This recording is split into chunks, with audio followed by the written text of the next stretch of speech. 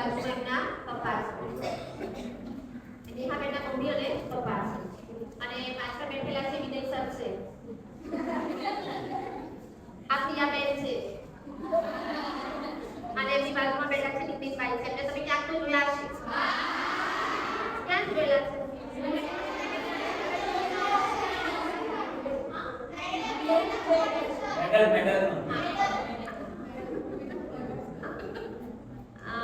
તો એમને અહીંયા આપણે ગઈકાલે 8મી માર્ચ આંતરરાષ્ટ્રીય મહિલા દિવસ તમને ખબર હશે. આપણે આગલા દિવસે પ્રેયરમાં થોડું વાંચ્યું પણ હતું. તો આજે એના માટે આપણે એમને બોલાવ્યા છે અને પહેલા આપણે ટૂંકી પ્રાર્થના કરીશું, પછી સ્વાગત કરીશું એમને.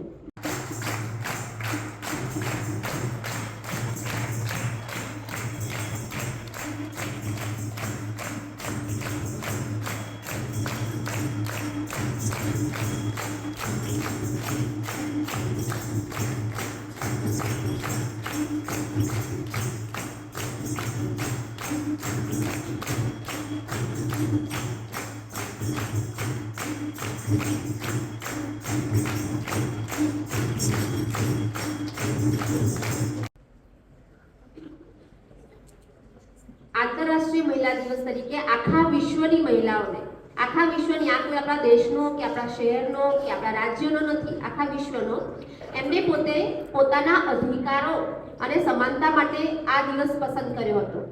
અને 20મી સદીની શરૂઆતમાં સૌથી પહેલા અમેરિકામાં જે સ્ત્રીઓ ત્યાં હતી તો એમણે પોતાના અધિકારો માટે એ લોકોએ આંદોલન કર્યું હતું. હવે એમના અધિકારો એટલે કેવા કે એ વખતે એમને વોટિંગ પણ કરવા નહોતું મળ્યું. વોટિંગ કરીએ છીએ ને આપણે, એ નહીં. પછી પગારમાં સમાનતા નહીં. પગારમાં એટલે કેવું, મેલ પર્સન હોય, પુરુષ હોય તો એનો પગાર વધારે હોય, સ્ત્રી પણ સાથે કામ કરતી હોય તો સ્ત્રીનો પગાર ઓછો હોય. એટલે પહેલી વસ્તુ એ પગાર અસમાનતા, પછી બીજી વસ્તુ એમની વોટિંગની, પછી ત્રીજી વસ્તુ કે કોઈ પણ જગ્યાએ કામ લેવાનું હોય તો પહેલા પુરુષોને મહત્વ આપે, પછી સ્ત્રીને આપે. તો આ બધા અધિકારો માટે ત્યાં અમેરિકાની અંદર એ લોકો 20મી સદીમાં એ લોકોએ આવી રીતે આંદોલન કર્યું હતું. પછી ધીરે ધીરે અમેરિકાની અસર યુરોપ શબ્દ સાંભળ્યો છે ને? યુરોપ ખંડ ને એની અંદર બધા જે દેશો હતા ત્યાં શરૂઆત થઈ આવી રીતે. અને પછી સંયુક્ત રાષ્ટ્ર સંઘ, UN ખબર હશે, તો એ દિવસે પછી એ લોકોને ખબર પડી કે આવી રીતે મહિલાઓ પોતાના અધિકારો માટે આવી રીતે એમણે લડત ચાલુ કરી છે. અને જે અધિકારો હતા એ ફેક્ટ હતા, એટલે જરૂરી હતા એમને એ લેવા. તો એના માટે પછી એ લોકોએ નક્કી કર્યું કે આ દિવસને આપણે આંતરરાષ્ટ્રીય મહિલા દિવસ તરીકે ઉજવણી કરીશું. તમને અહીંયા બે સેન્ટેન્સ લખેલા છે ઇંગ્લિશમાં બોર્ડ ઉપર. દેખાય છે કશું? પહેલું લખ્યું છે ઇન્વેસ્ટ ઇન વુમન એક્સેલરેટ પ્રોગ્રેસ. તો દર વર્ષે શું હોય છે કે કોઈ પણ જ્યારે આપણે આવા આંતરરાષ્ટ્રીય તહેવારો ઉજવીએ ને તો એનો થીમ હોય છે. નથી તમે પેલું લગ્નમાં મહેંદીમાં બધા લીલા કપડાં, પીળા કપડાં ને બધા પહેરો છો ને, થીમ વાળું બધું. તો એવી રીતે આ તહેવારોની ઉજવણીમાં પણ થીમ હોય છે. તો એમનું આ બે કોટ છે આપેલા છે કે આ વખતે વિશ્વમાં આ થીમ ઉપર છે કે શું કે ઇન્વેસ્ટ કરવું, એટલે ઇન્વેસ્ટ કરવું. કશી બી વસ્તુમાં ઇન્વેસ્ટમેન્ટ કરવું એટલે રોકાણ કરવું. કોમર્સવાળા ઇન્વેસ્ટ ઇન વુમેન એટલે કે સ્ત્રીઓમાં રોકાણ કરો. રોકાણ કરો એટલે કામની બાબતે કશી બી વસ્તુ હોય તો એને આગળ લાવો. એક્સેલરેટ એટલે આગળ વધારો. અને પછી લખ્યું છે પ્રોગ્રેસ એટલે કે છે પ્રગતિમાં સ્ત્રીઓને રોકાણ કરીને આગળ વધારો, એવું છે.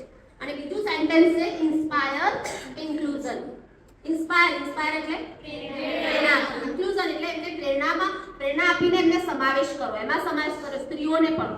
એટલે આખા વર્ષ દરમિયાન આવતા વર્ષે 8મી માર્ચ 2025 આવશે ત્યાં સુધી આની ઉપર આખા વિશ્વમાં સ્ત્રીઓનું કામ થશે. આ બે એના મેઇન થીમ છે. હવે અહીંયા આપણે બેન આવેલા છે તો એમના વિશે આપણને પ્રિયાબેન કહેશે. અને તમે 9મા ધોરણમાં અને 11મામાં પાઠ ભણ્યા છો.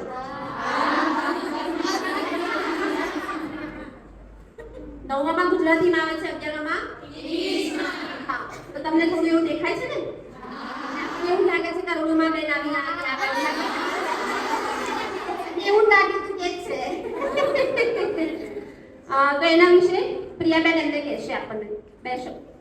तो इला दीदी ने तो बताया कि अरुणिमा सिन्हा की स्टोरी, किसी को पता है, कोई बोलना चाहेगा खड़े होकर क्या थी उनकी स्टोरी, क्योंकि हमें तो नहीं पता। हाँ,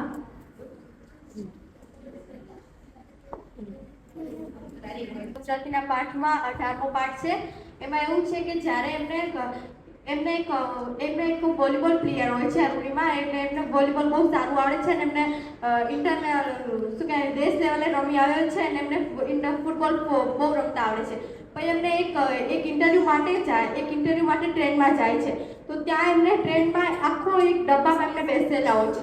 તો ત્યારે એમને જાય છે તો ત્યાં એક બદમાશો કેટલા આવી ગયા. એક છોકરી એકલી શું કરી શકે, ડબ્બામાં કેટલા બધા હતા પણ કોઈ એમની હેલ્પ કરવા ઊભા ના થયા. બધા કે આ બદામ કોણ પડે, પોલીસ જોડે જાવ એવું બધું વિચાર્યું હશે ને કોઈ એમની હેલ્પ કરવા ના આવ્યું. એમને બહુ મહેનત કરી, એમને મારવાની કોશિશ કરી પણ એકલા હતા. બીજા બદમાશો કેટલા બધા હતા એટલે એમની ગળામાંથી સોનાની ચેન ખેંચવાનો પ્રયાસ કર્યો. તો અરુણિમા એમની જોડે લડી ઝઝુમી પણ એમને એકલા હતા એટલે એમનાથી કંઈ ના થયું. લાસ્ટમાં એ લોકો એમનો ચેન ખેંચી અને ચાલુ ટ્રેનમાંથી બહાર ફેંકી દીધા. એટલે એમનો પગ આખો ટ્રેન નીચે કચડાઈ ગયો અને એમને કરોડરજ્જુમાં તિરાડ પડી ગઈ.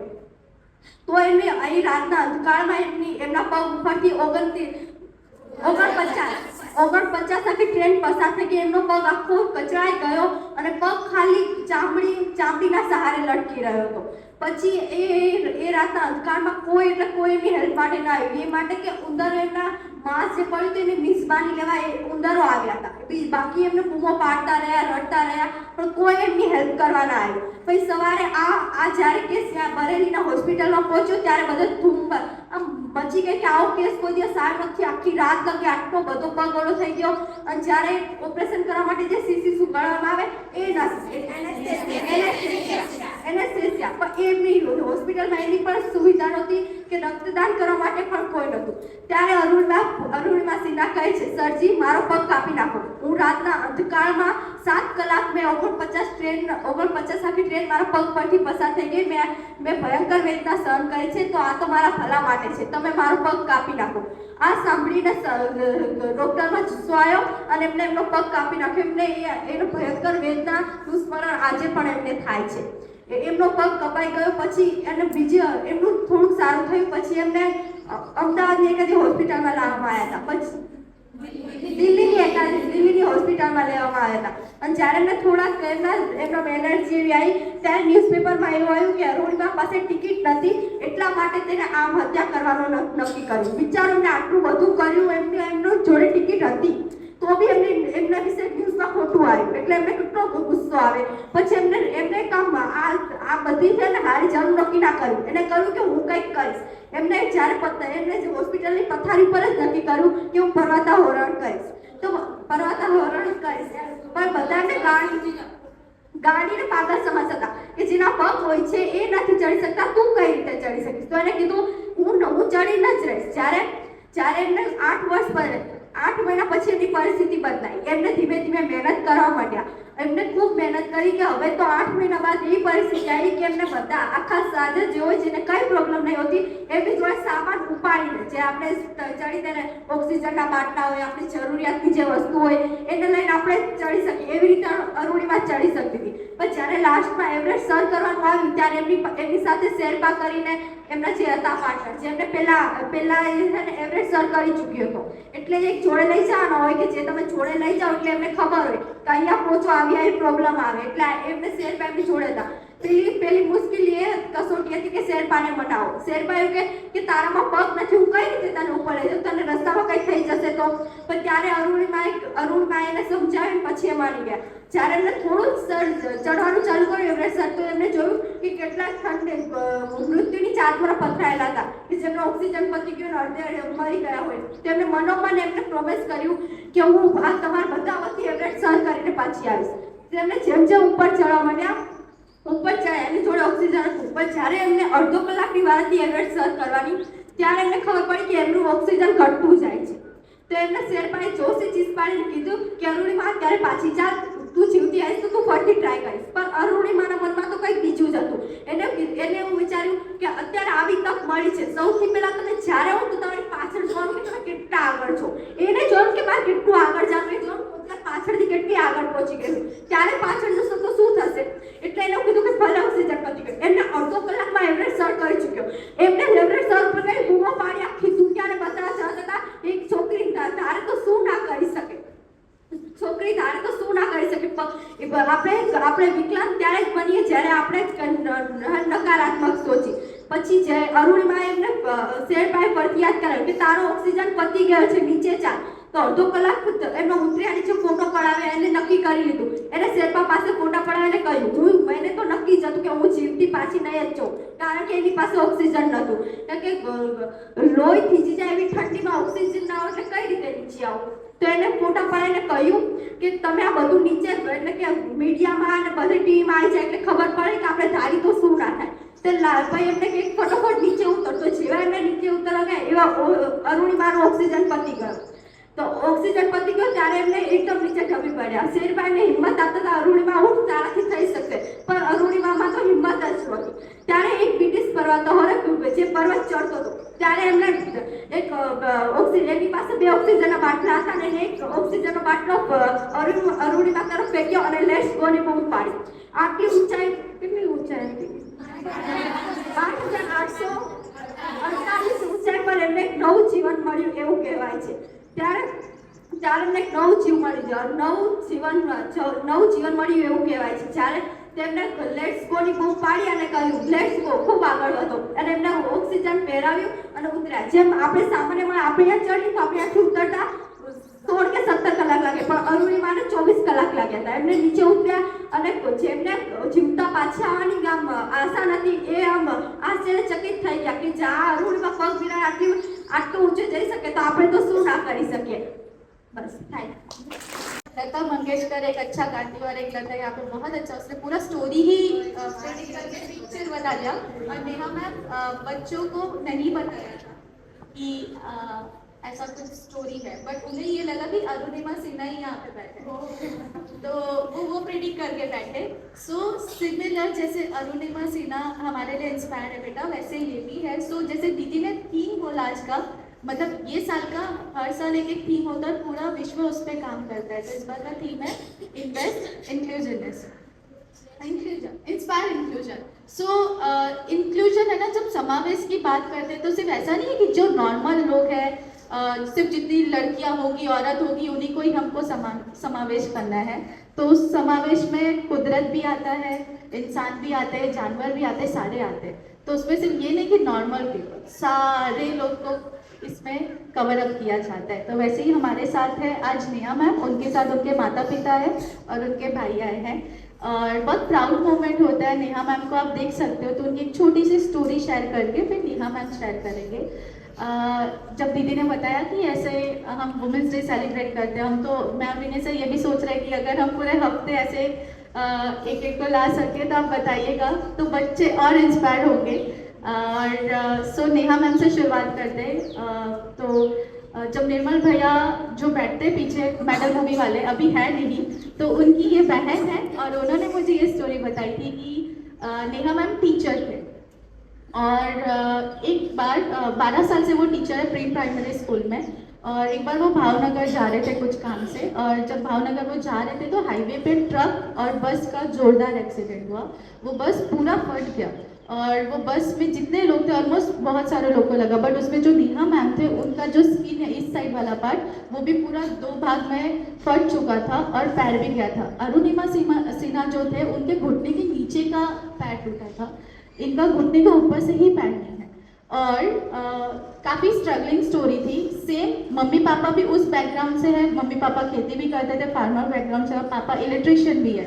तो जब ऐसा एक्सीडेंट हुआ तो आप सोचो कि उनके लिए भी तो कितना सारा दुख का पल आया होगा, बट उनमें कैसे, उनको क्या अरुणिमा सिन्हा मिलने आई होगी? नहीं ना. उनके लिए कौन इंस्पायर बना होगा? हमें भी दुख होता है, दर्द होता है, तो हम तो हार मान के बैठ जाते हैं. उनका तो पूरा एक पैर नहीं था और टीचर थे, एकदम एक्टिव थे. तो जैसे वो अरुणिमा सिन्हा वर्ल्ड के फर्स्ट ऐसी एक लेडी है जो माउंट एवरेस्ट जाके आई है, वैसे हमारे इंडिया की फर्स्ट लेडी है जिन्होंने इनके पैर ना होने के बावजूद भी उन्होंने खुद का टी स्टॉल खोला. तो उनकी पूरी स्टोरी और पूरी जर्नी कैसी रही मैम की, वो हम मैम से सुनना चाहेंगे. और आपके मम्मी पापा को भी तहे दिल से शुक्रिया कि आप यहाँ पे आए, हमें बहुत अच्छा लग रहा है क्योंकि आपका भी आशीर्वाद वो बच्चों को उतना ही मिलेगा. So thank you. તમે શરૂઆત કરો છો. ગુડ મોર્નિંગ થી કે જય શ્રી કૃષ્ણ થી? પણ ગુડ મોર્નિંગ તો થઈ ગઈ ને, આપણે જાગી ગયા ને કે ખુશ મોર્નિંગ. ઓકે, બધાને મારા તરફથી ખુશ મોર્નિંગ. એક તો હું મોટિવેશનલ સ્પીકર બી નથી, ખાલી મારી સ્ટોરી એવી છે ને કે લોકોને મજા આવે. પણ જ્યારે હું છે ને સ્કૂલમાં હતી ને તો તમારા જેમ જ હતી. આવી જ રીતે કેમ અમુક લોકો આમ કાનમાં વાતો કરે એવી રીતે વાતો કરે. કોઈ દિવસ પેલી જેવી રીતે આ વગાડે છે ને એવી રીતે મને કોઈ દિવસ વગાડતા બી નતું આવડ્યું. ખાલી વાતો કરવાની, છેલ્લે બેસવાનું, બધાના ચોટલા ખેંચવાના, યુનિફોર્મ ખેંચવાનું, આવું જ કરતી. એટલે બહુ જ મજાની લાઈફ હોય ને. તમને જોઈને મને મારું એ ટાઈમ યાદ આવી ગયો કે જ્યારે હું આજથી 15-16 વર્ષ પહેલા સ્કૂલમાં હતી ને તમારા જેમ જ તોફાની હતી. તમે તો તોફાની નથી, બધા બહુ ડાયા છો એવું લાગે છે, કારણ કે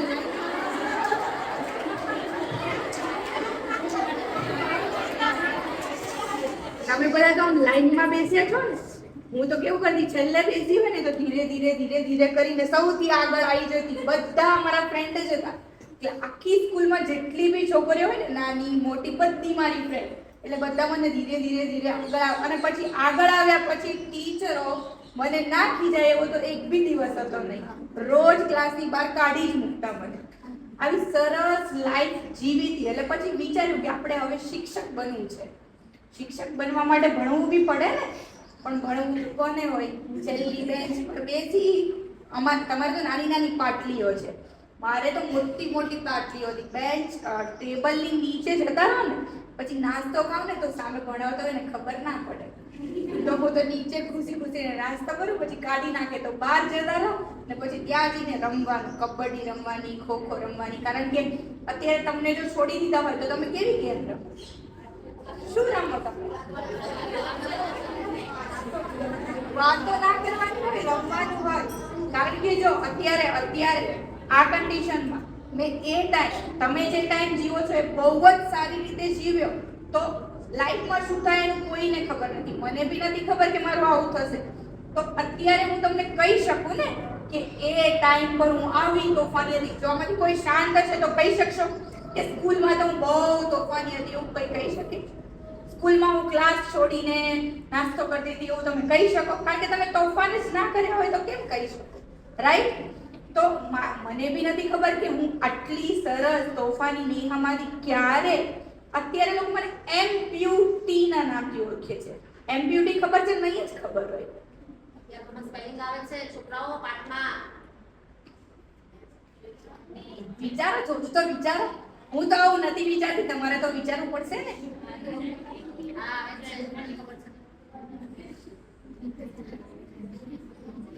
કહી દો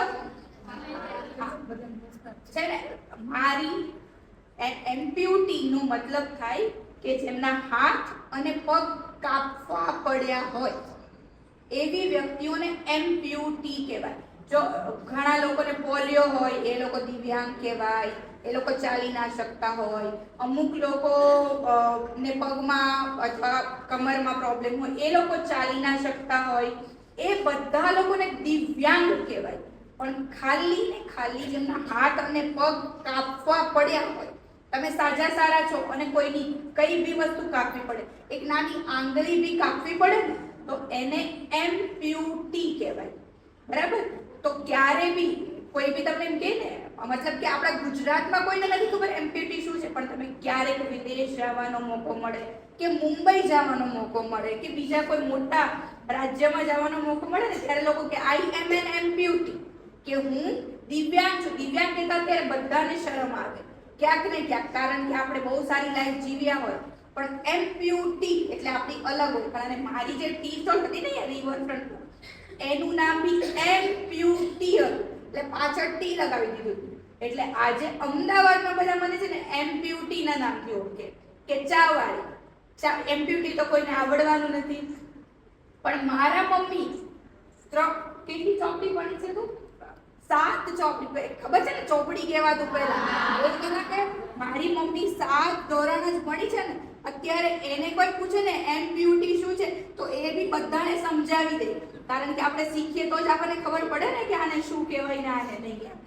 તો એમ્પ્યુટી. હવે તમે કોઈ બી મારા જેવા લોકોને જુઓ કે જેના બે હાથ ના હોય, અમુકના હાથ ના હોય, ખબર છે? જોયા છે એવા હાથ?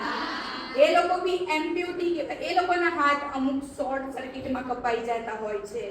મારા જેવી હજી બી એક લેડીઝનું ઇન્ટરવ્યુ હમણાં વાયરલ ચાલે છે, જેમના 2 હાથ અને 2 પગ નથી, જે 2 પગમાં પ્રોસ્થેટિક કરે છે અને 2 હાથ બી નથી. તો એ અમેરિકામાં છે, પણ ગુજરાતી છે. તો હવે લોકોને ધીરે ધીરે ખબર પડે છે એમ્પ્યુટી કહેવાનું. કોઈ તમે કહો કે આ દિવ્યાંગ છે તો એને ખરાબ લાગે ક્યારેક, એટલે આપણે ઇંગ્લિશ શબ્દ બોલીને એને થોડું સન્માન આપવાનું, બરાબર? આપણને બી ગમે ને કોઈ આપણને માન સન્માન આપે. તો હવે મારી બચપનની સ્ટોરી તો મેં કીધી. પછી વચ્ચેની એક સ્ટોરી છે ને, એમાં જ્યારે હું પ્રી પ્રાઇમરી ટીચર હતી, નાના છોકરાઓ, ખબર છે ને, તમે લોકો તો આમ શાંત બેઠા છો, પણ મારા છોકરાઓ તો કોઈ દિવસ શાંત બેસ્યા જ નતા ક્યારેય. એટલે બધા દોડા દોડ કરે, ભાગે, પકડવા પડે. તમારા બી નાના ભાઈ બહેન છે? તો એ લોકોને તમે કેવી રીતે રાખો છો? કંટાળી જાવ ને. પણ અમારી તો છે ને, તમારી તો ગુજરાતી મીડિયમ સ્કૂલ છે, કદાચ તમને બેન ખીજાઈ બી શકે, આંખ બી બતાવી શકે. અમારી સ્કૂલમાં તો નિયમ કે આંખ બતાવે ટીચરને નોકરીમાંથી કાઢી નાખવાની. હવે આપણે તો આંખ બી ના બતાવી શકીએ, ખીજાવાનું બી નહીં આપણે, એમ તો કરવાનું શું? એટલે હું છે ને નવા એક દિવસ જોક્સ બનાવતી જાઉં રોજ. પણ એક જ જોક્સ છે ને મારું રોજ મારે કહેવાનો છોકરાઓને.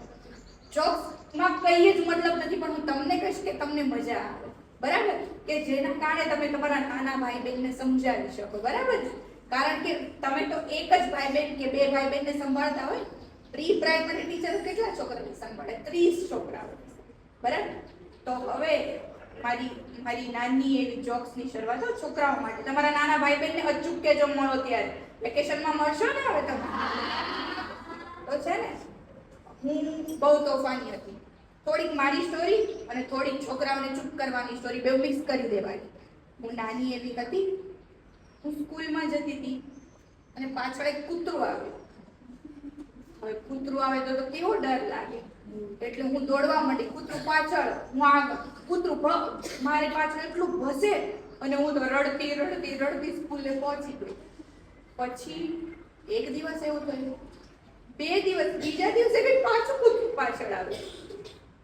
છોકરાઓ કૂતરાની વાત સાંભળીને તો મારી વાત સરસ રીતે સાંભળે, કારણ કે પ્રાણીઓ તો બધાને ગમે ને, નાના પ્રાણીઓ. એટલે મારા છોકરાઓએ કીધું કે હવે કૂતરાની વાત મૂકો ને, પછી તમે શું કર્યું? કૂતરાથી બચવા કરવાનું શું?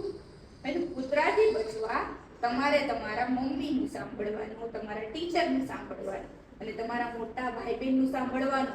તો જ કૂતરું તમારી પાછળ ના આવે. કૂતરાને ખબર પડી જાય કે આ તો બધાનું સાંભળે છે.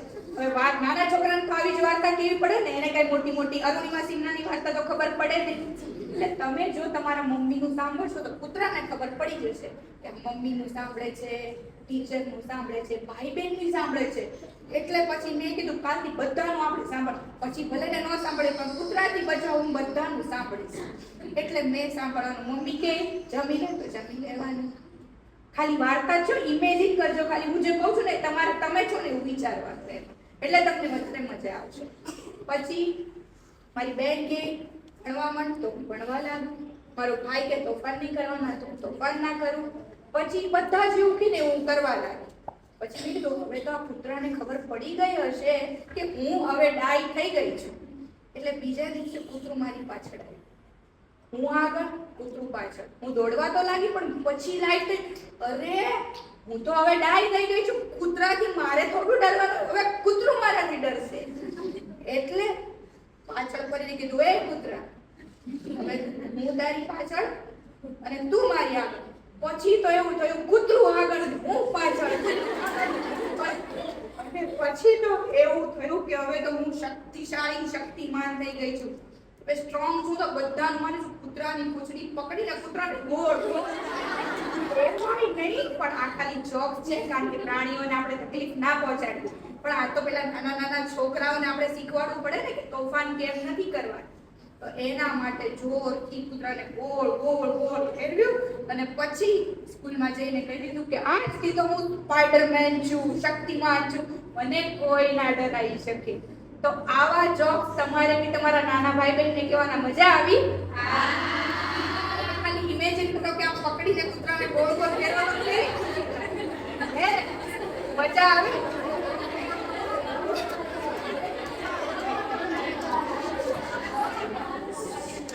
આ પછી ચર્ચા કરજો બધા, પછી મને યાદ કરજો. ઓકે?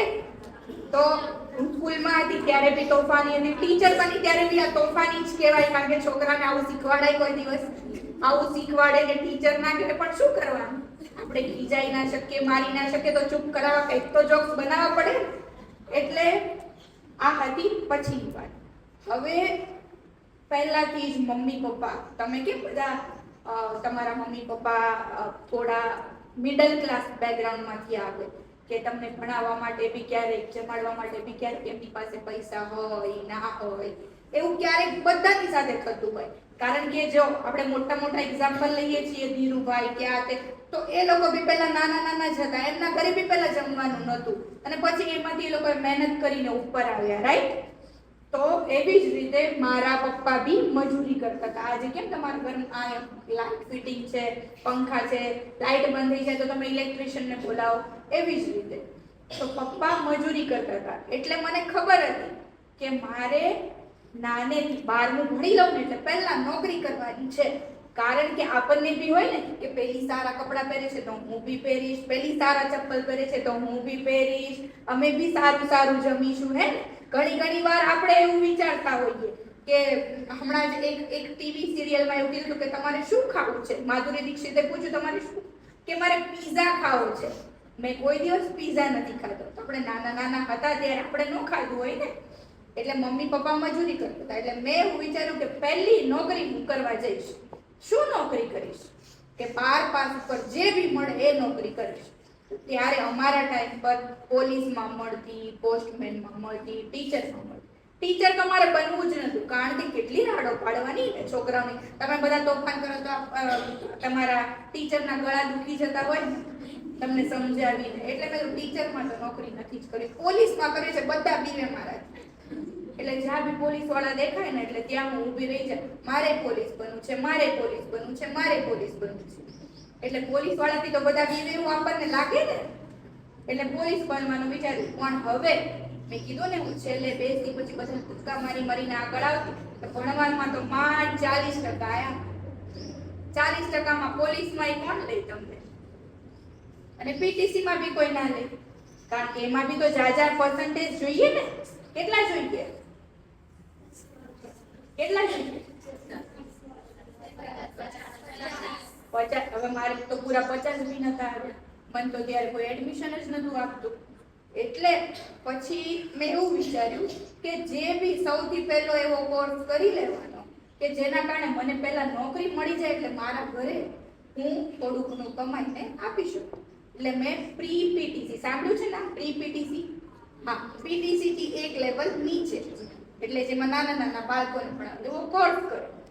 પ્રી પીટીસી નો કોર્સ કરી અને પછી સૌથી પહેલી નોકરી મને, મારું ગામ છે મહુવા, સાંભળ્યું છે કોઈએ?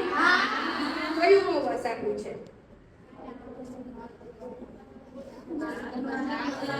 હા, ભાવનગર બાજુનું મારું વતન છે મહુવા, જેને સૌરાષ્ટ્રના કાશ્મીર તરીકે ઓળખાય. શું કામ સૌરાષ્ટ્રનું કાશ્મીર ઓળખાય? કોને ખબર છે? કોઈ બી વ્યક્તિને કઈ ટેગ મળ્યું હોય તો કેમ મળ્યું હોય? કારણ કે ત્યાં કઈ ફેમસ હોય ને. તો મારા ગામમાં બહુ બધી નારિયેળીઓ છે, અને વિદેશ જ્યારે જાવ ને, જે તમને ડુંગળીઓ મળે ને, ડુંગળી વિદેશમાં, તો એ ડુંગળીમાંથી પાણી કાઢીને જે કારખાના હોય ને એ અમારા મહુવામાં છે. અને મહુવામાં મોરારી બાપુ રહે છે, સાંભળ્યું છે નામ? માયાભાઈ આખી, પછી આશા પારેખની જૂની હિરોઈન છે. તો એ બધા લોકો મહુવાના છે, અને પછી હું બી મહુવાની. એટલે આપણે બી વિચારી લીધું કે હવે બધા આપણું નામ ઓળખે એવું જ કામ કરવાનું છે. પણ ક્યાંથી કરે? 40%માં આપણને કોણ ઓળખવાનું? કોઈ ના ઓળખે. એટલે પછી મેં એવું વિચાર્યું કે કઈ નહીં, જે છો એ સારા છો, બેસી રહો ચૂપચાપ ને આપણે કમાવો અને ઘર ચલાવો. કારણ કે જ્યારે આપણે કઈ ના કરી શકીએ, આપણને વિચાર જ ના આવે, એટલે આપણે શું કરીએ કે હું તો કઈ નહીં કરી શકું, બેસી રહેવાય. પણ આ ના કરી શકું અને કમાઈને બેસી રહું ને, એવું કદાચ આપણા નસીબમાં ના લખ્યું, એવું શક્ય છે ને. એટલે એક દિવસ અમે ઘર લીધું મહુવામાં. 30 વર્ષથી અમે ભાડે રહેતા હતા. ઝૂંપડા જેવા મકાનમાં જ્યાં વરસાદ પડતો હોય, પાણી પડે, કારણ કે હવે તમે જેટલું કમાવો એટલું તો તમે મેનેજ કરો, એવી જ રીતનું તમારે ઘર શોધવું પડે. એટલે પછી 30 વર્ષે મારી સારી જોબ, પહેલી જોબ મારી 3000 હતી, અને જ્યારે મારો એક્સિડન્ટ થયું ત્યારે બીજી જોબ, જે છેલ્લી જોબ હતી, એ મારી 35000 હતી. એટલે 12માં 40% વાળી છોકરી 3000 થી 35000 સુધી પહોંચે તો કેવી ખુશી થાય. ક્યારેક તમે બી આવી રીતે કરશો ને તમારી ધીરે ધીરે મુસાફરી, ત્યારે તમને આ વાત યાદ આવશે કે એકથી આટલી મોટી જગ્યા પર પહોંચવું થોડુંક તો અઘરું થાય, પણ એ બધું સરસ ચાલતું હતું. ત્યાં એક દિવસ મારા ઘરની લોન પાસ કરવા માટે હું બસમાં બેસી, અને 5 વાગે હું બસમાં બેસી. હવે આપણે તો બધા કુંભકરણ નહીં, કોઈ આપણને ઉઠાડે ત્યારે જ ઉઠવાનું ને. આ તો હું ઉઠી ગઈ વહેલા, બસમાં બેસી અને ઊંઘી ગઈ. હવે મને ખબર નથી મારી સાથે શું થવાનું હતું, પણ બસમાં બેસી, જેવી બસ જતી હતી, હજી આગળ બસ 50 કિલોમીટર જ આગળ ચાલી હશે, તો મારી બસ ટ્રકની સાથે જોરથી ટકરાઈ. હવે મને તો ખબર જ નથી, હું તો ઊંઘમાં જ હતી. અરુણિમા સિન્હા તો જાગતા હતા ને, એમને ખબર હતી એમની સાથે શું થાય છે, મને તો એ જ ખબર નથી કે મારી સાથે શું થાય છે. પછી બસ જેટલા ભાગમાં હું બેસી હતી એટલો ભાગ છીરાઈ ગયો, અને મારી સીટની સાથે હું બસમાંથી નીચે પડી ગઈ. હું ઊંઘમાં જ હતી, મને કશું જ ખબર નથી. લોકોએ મને કીધેલી વાત હું તમને કહું છું કે મેં આવું સાંભળ્યું હતું કે મારી બસ જતી હતી, બસે ટ્રકને જોરથી ટક્કર મારી, ટ્રકનો પાછળનો ભાગ અને બસનો આગળનો ભાગ ચીરાઈ ગયો અને હું બસમાંથી નીચે પડી ગઈ. આટલું મેં બધું સાંભળ્યું. પછી આ 2 ભાગમાં ચીરાઈ ગયો. આપણો ફેસ આપણે ખબર છે કેટલી વાર કાચમાં જોતા હોઈએ, હે ને? છોકરીઓને તો સૌથી વધારે શું હોય, કેવી લાગુ છું, મને વાળ કેવા છે, તો આપણે જોતા હોઈએ. પણ એક્સિડન્ટ થયા પછી તો બધા મને એવું જ કહે છે કે હવે તો તું વધારે સુંદર લાગે છે, એટલે હવે હું કાચમાં જ નથી જોતી. પહેલા તો આપણે દિવસમાં બહુ બધું જોતા હોઈએ, પણ અકસ્માત થયા પછી આપણે થોડું ઘણું એડજસ્ટ તો કરવું પડે ને, કે હવે પહેલા અને પછીની લાઈફ છે, તો આપણે થોડું સ્વીકારી લેવાનું. તો 2 ભાગમાં ચીરાઈ ગયો. આખા ફેસ પર 25% હતા. અત્યારે ખાલી આટલું જ નિશાન છે, કારણ કે હું આ બી તોફાની એટલે તોફાની જ રહેવાના ને. હોસ્પિટલમાં બી હું જોરથી રાડો પાડતી, એટલે પછી આ મારો ભાગ છે ને એટલો કવર ના થયો, કારણ કે પેલા અરુણિમા સિન્હાને કયા ઇન્જેક્શન આપ્યા હતા, એનેસ્થેસિયા પણ મારા પર અસર નતા કરતા. એને એ બી ખબર હતી કે આની અસર આના પર નહીં થાય, આ તો પહેલાથી જ તોફાની છે. કેટલા 4 ઇન્જેક્શન આપ્યા, પણ મને 10 મિનિટથી વધારે એની અસર ના થઈ.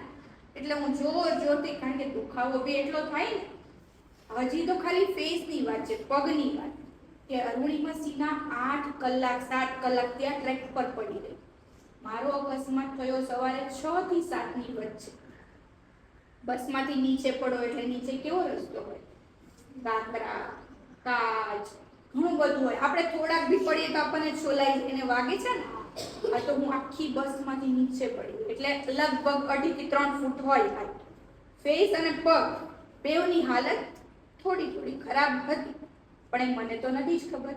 પણ આજુબાજુમાં જે પબ્લિક હતી બધા જોવા, એક્સિડન્ટ થાય એટલે આપણે બી જોવા જઈએ ને, આપણને હોય ઉત્સુકતા કે શું થયું, તો બધા જોતા હતા. પણ અત્યારે આપણા કાયદા મુજબ કોઈ આપણને રસ્તા પરથી ટચ ના કરે, કારણ કે કદાચ એમની પર પોલીસ કેસ થઈ જાય તો બધા ડરે. થોડું બધામાં થોડો ડર હોય, એટલે લોકોએ ખાલી જોઈ લીધું ટચ કરીને કે આ જીવે છે કે મરી ગઈ છે. હું જીવતી હતી એટલે એ લોકોએ એમ્બ્યુલન્સને ફોન કરી દીધો. હવે મારું ઘર અકસ્માતના સ્થળથી 250 કિલોમીટર દૂર હતું, તો હવે મારા ઘરના તો કોઈ હતા નહીં, એમ્બ્યુલન્સ વાળા બી મારા પરિવારના નહોતા. એટલે એ મને ત્યાંથી લઈને પેલી નજીકની હોસ્પિટલમાં લઈ ગયા. એ લોકોએ કીધું બહુ સિરિયસ છે, તો નહીં ચાલે. મમ્મીને એ લોકો ત્યાંથી બેસી ગયા બસમાં અને પહોંચ્યા 4 વાગે અમદાવાદ, સવારે 6 વાગ્યાથી 4 વાગ્યા સુધી. એટલે ટાઈમ તો મારો ને અરુણિમા સિન્હાનો બેનો સરખો જ થયો, કે જો અમને ટાઈમે કોઈએ બચાવી લીધા હોય તો અમારો પગ આટલો બધો ના કાપવો પડે, થોડોક જ કાપવો પડે. તો હવે એ સમયે 4 વાગે મમ્મીને લોકો આવ્યા, પછી ટ્રીટમેન્ટ ચાલુ થઈ. આખા બોડી ચેકઅપ કરે, એક્સરે કરે, ક્યાં વાગ્યું છે, ક્યાં કાચ ઘૂસ્યા છે, બધું જે લોકો ચેક કરે ને, એમાં વાગી ગયા રાત્રે 1. સવારે 6 થી રાત્રે 1 વાગ્યા સુધી મારા પગનું ઇન્ફેક્શન વધી ગયું, અને ડોક્ટરે કીધું કે હવે કા પગ બચાવી શકીએ કા આને બચાવી શકીએ. તો હવે ફેમિલી, તમારા મમ્મી પપ્પા શું ડિસાઈડ કરે આમાં? હે ને? બધા મમ્મી પપ્પા એ જ ડિસાઈડ કરે કે પગ ભલે કાપી નાખીએ, પગ વગર અમે એને સાચવી લઈશું, પણ એનો જીવ બચાવી લો. તો મારા મમ્મી અને પપ્પા અને ભાઈએ રડતા રડતા ડોક્ટરને કહી દીધું કે હવે પગ ભલે કાપવો પડે પણ એને બચાવી લો. બરાબર? પહેલા તો એ લોકોએ બી ના પાડી કે અમે ભલે ગરીબ હોઈએ, અમે ગમે ત્યાંથી તમે કહેશો એટલા પૈસાનું અરેન્જમેન્ટ કરી આપીશું, પગ બચાવ, પણ રાત્રે 1 વાગ્યા સુધી તો ના જ બચે ને, કારણ કે બહુ બધો ટાઈમ જતો રહ્યો. પછી ડોક્ટરે મારો 50% લેગ કાપ્યો, જેટલો અરુણિમા સિન્હાનો અત્યારે કાપેલો છે એટલો લેગ કાપ્યો. પણ મને બચાવવા માટે ડોક્ટરે નાની નાની ઘણી ભૂલો કરી હશે એવું આપણે માની લઈએ. આ બધી ધારણાઓ છે, મેં તો કશું જોયું નથી એટલે મને ખ્યાલ નથી. એટલે પછી ફરી વાર કોમામાં જતી રહી, ગાંડી થઈ ગઈ, કોઈને ઓળખતી નથી, ના મમ્મીને ઓળખું, ના પપ્પાને ઓળખું, ના ભાઈને, ના બધા ફ્રેન્ડ્સને ઓળખું. ગાંડી થઈ ગઈ, જોર જોરથી રાડો પાડું, બધા લોકો સાંભળવા આવે શું થયું છે, પણ મને તો કશું ખબર જ ના હોય, કારણ કે આપણે બીમાર હોય આપણે શું કરતા હોય આપણને ના ખબર હોય. એટલે પછી 8 દિવસ પછી મને આઈસીયુમાં રાખવામાં આવી. ત્યાં ડોક્ટરે કહ્યું કે આનું ઇન્ફેક્શન વધતું જાય છે, ઇન્ફેક્શનના લીધે હજુ બી પગ કાપવો પડશે, જો નહીં કાપીએ તો કોમામાં જતી રહેશે, અને કોમામાં જાય પછી વ્યક્તિ ક્યારે પાછું આવે એની આપણને ખબર ના હોય, રાઈટ? તો પછી ડોક્ટરે મારો ફરી વાર 20% લેગ કાપ્યો, એટલે ટોટલી અત્યારે હું 80% એમ્પ્યુટી છું, એટલે કે 80% વિકલાંગ. બરાબર? હવે નોર્મલ થી દિવ્યાની જર્ની તો બહુ ટફ હોય, રાઈટ? તમે લોકો બી ભવિષ્યમાં મારા જેવું તો ફેસ નહીં કરો, પણ 12મા પછી તમારે બી ઘણું બધું ચૂઝ કરવું પડે, કારણ કે તમે જે એરિયામાંથી આવો છો ત્યાં તો નાનેથી મેરેજ થઈ જાય. તમે બી મમ્મી પપ્પાને સમજાવી શકો ને કે મને બી આગળ ભણવું છે, મારે બી મારું કરિયર બનાવવું છે. આગળ જતા કોઈની બી સાથે કંઈ બી થાય તો આપણે આપણી જાત ઉપર કોન્ફિડન્સ હોઈએ તો આપણે કંઈ બી કરી શકીએ ને. હું ના ભણી હોત, મેં એવું કીધું હોત કે મારે ભણવું નથી, તો હું આજે આવી રીતે તમારી સામે આવી શકત, બોલી શકત નહીં. તો આ વુમન્સ ડે કીધું ને, વુમન્સ એમ્પાવરમેન્ટ. વુમન્સ એટલે કે મહિલા તરીકે કોઈની સામે હું પહેલા આવી રીતે બોલી ના શકતી, ક્યારે બી હું શિક્ષક હતી કે સ્ટુડન્ટ હતી, હું આવી રીતે ક્યારે પણ નથી બેસી, કારણ કે બહુ ડર લાગતો. પેલા આપણા ઘરનું જેવું એટમોસ્ફિયર હોય, આપણે ડરપોક હોઈએ ને એટલે કોઈની સામે બોલી ના શકીએ.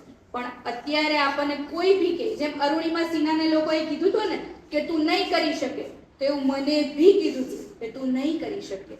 મને ઉઠવા માટે પહેલું ઉદાહરણ અરુણિમાનું આપ્યું હતું, એટલે મારું મોટિવેશન અરુણિમા સિન્હા છે કે જેના નામથી હું આજે અહીંયા સુધી પહોંચી. હા, એ એવરેસ્ટ ગઈ અને હું નથી ગઈ. એના બદલે મેં ટી સ્ટોલ ચાલુ કરી. ટી સ્ટોલ એક પગે કરવું થોડું ઘણું ટફ પડે, પણ જે લોકોએ કીધું હતું કે તારાથી નહીં થાય, તો એ લોકોને બતાવવા માટે તો આપણે આપણી જાતને કંઈક તો કરવું પડે ને, કે હું કેમ ના કરી શકું. પગ જ નથી, મારો મગજ, મારા મમ્મી પપ્પા, મારો પરિવાર અને બાકી ઘણા બધા લોકો આપણી સાથે છે ને, તો બધું જ થઈ શકે, રાઈટ? પહેલા પગ નતો ને, જ્યારે મને ખબર પડી ને કે મારો પગ નથી, ત્યારે હું બી રડી હતી. 2 દિવસ જમી નથી, જોર જોરથી ચિલ્લાઈ, મારો પગ કેમ કાપી નાખ્યો, ડોક્ટર તમારા મમ્મી નથી, પપ્પા નથી, તમે એનો પગ કેમ કાપ્યો નહીં, મારો કેમ કાપ્યો. આપણે એવું કહીએ ને, રિએક્ટ કરીએ ને સીધું. પણ પછી શું કરવાનું? કદાચ આપણી કોઈ વસ્તુ ચોરાઈ જાય તો નવી આવી જાય, પણ આપણા હાથ કે પગ વગર આપણે શું કરી શકીએ? કંઈ? આપણે આ કન્વર્ઝેશન પૂરી થાય ને પછી તમે લોકો છે ને ખાલી એક પગ પકડીને ઊભા રહેજો અને પછી મને કહેજો કે આપણી બંનેની લાઈફમાં શું ટફ છે અને શું ઈઝી છે. બરાબર? કરીશું એવું? કેટલી મિનિટ સુધી ઊભા રહી શકો છો? મારે તો હવે લાઈફ ટાઈમ આ પગની સાથે જ રહેવાનું ને. જો પહેલા જ્યારે મારો પગ નતો ને ત્યારે હું અહીંયા ટેબલ પર બી ના બેસી શકતી, અને ત્યારે મને બહુ દુઃખ થતું. હું એટલી તોફાની છોકરી હતી ને કે અમદાવાદમાં છેલ્લા 10 વર્ષથી એકલી રહેતી હતી. એકલા રહેવું એટલે કેવા લોકો છે આપણે જોઈએ છીએ ન્યૂઝમાં ને ન્યૂઝ, છતાં બી સાથે એક નાનું એવું ચાકુ રાખતી. ડર તો હોય ને, ભલે આપણે કોઈનાથી ના ડરી એવું દેખાડીએ, પણ અંદર એક ડર નાનું એવું કોઈ બી હોય ને, એટલે મારી પાસે ચાકુ છે, મને કંઈ ના કરતા, આપણે એવું કહીએ ને. એઝ અ લેડીઝ આપણે કોઈને ડરાવીને રાખતા હોઈએ. તો એવી રીતે હું આટલા વર્ષોથી અમદાવાદમાં હતી ને, તો બહુ સરસ લાઈફ. રાત્રે 1 વાગે ચા પીવા, હું ચાની શોખીન, ચાની ગટર કે બધા મને, કારણ કે તમે મને 1 ગ્લાસ આપો, 2 ગ્લાસ આપો, 5 ગ્લાસ આપો, જેટલા આપો એટલા પી જાવ. એટલે ચાની ગટર કે એ ચા માટે 1 વાગે એવું થયું ને, સપનામાં બી થયું કે ચા પીવી છે, તો હું એક્ટિવા ચાલુ કરીને દૂર દૂર સુધી બી ચા પીવા જતી રહેતી. એટલે એટલા સ્ટ્રોંગ આપણે બનવું પડે. લેડીઝ, એક સ્ત્રી તરીકે આપણે સ્ટ્રોંગ બનવું પડે. તમે બધા છો સ્ટ્રોંગ એટલા? રાત્રે 1 વાગે તમને મોકલ્યું તો તમે જાઓ ચા પીવા? રસ્તામાં ભૂત આવે તો શું કરે?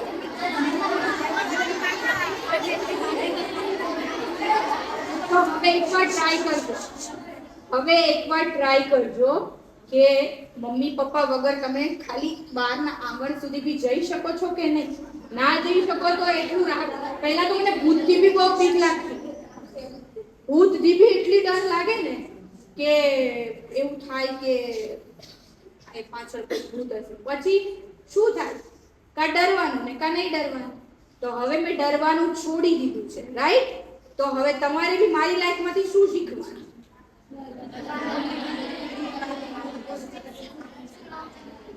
સ્ટ્રોંગ બનવાનું, રાઈટ?